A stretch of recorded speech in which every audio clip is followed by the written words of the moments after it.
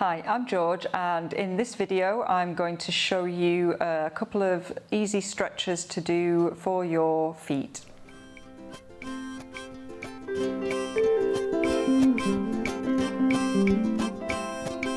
Okay, so I'm going to show you a tennis ball stretch. I've got a deliberately soft ball, like a tennis ball, because you want to allow it to squish under your foot.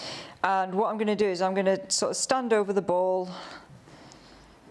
squish it, let my foot stretch a bit, and then I'm going to systematically move the ball in small increments. I'm just going to kind of move it now towards my big toe and squish it again. And then I'm going to kind of move it over towards the little toes. I'm doing this quite quickly. You could do it slower if you wanted. You could spend more time with each position. And so basically what I'm doing is I'm kind of trying to go across the whole of the sole of my foot, making sure that I don't miss any bits. So I'm going across in rows. Doesn't really matter how you do it, but you know, sort of trying to use your rows or columns so that you don't miss a bit, basically. And people sometimes find that there is one spot that is more uncomfortable than another.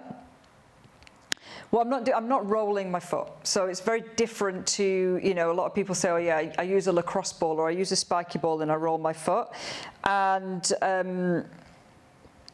I've come across evidence to say that that's not ideal, but it's certainly different to doing this, where the whole point of it is that you're allowing your foot to deform or change shape over something, and it's deliberately soft and squishy so you can put more weight on it. So that gives you the idea. I'm not going to do the whole second foot, but yeah, like I say, you could do as many increments as you wanted, and you could spend more time, but I'm basically just whizzing through it to show you. Yeah, that's it. Try it out. Try out a tennis ball stretch, and it will help to mobilize all the little joints in your foot. And then another good stretch to do is a top of the foot stretch. I've done a seated version of this. I'm basically just going to take one foot behind me to stretch the top of the foot. What you want to notice is whether your weight shifted forward. So my standing foot, I'm going to make sure that my weight is in the heel in that standing foot, and that will shift more load or more stretch onto the back foot that I'm stretching. Again, if it makes you feel crampy, then you just have to come out and have a fidget.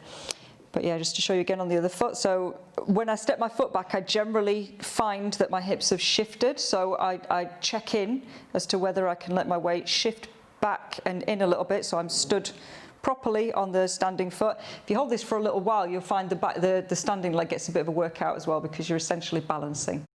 Thanks for watching, and I really hope you found it useful. If you enjoyed the content in this video, then please subscribe to my YouTube channel. And if you have any questions, then leave me a comment and I will get back to you.